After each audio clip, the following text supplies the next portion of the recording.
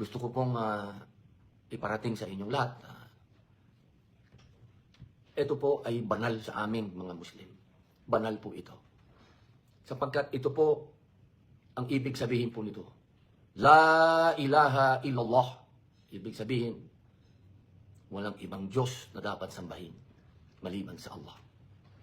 Ito po ang pundasyon ng aming pananampalataya.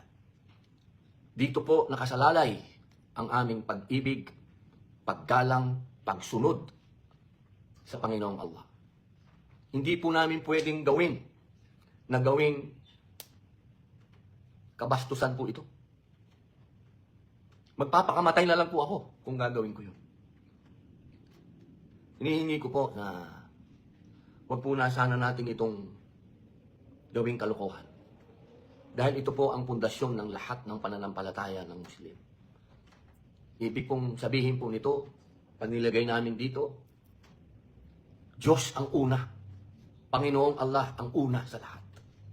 Kaya po, pag kumakanta po ng lupang hinirang, kaya po yan nakalagay dito.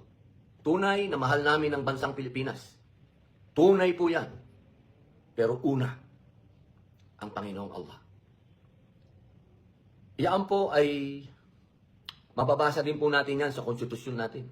Una, ang Panginoong Diyos.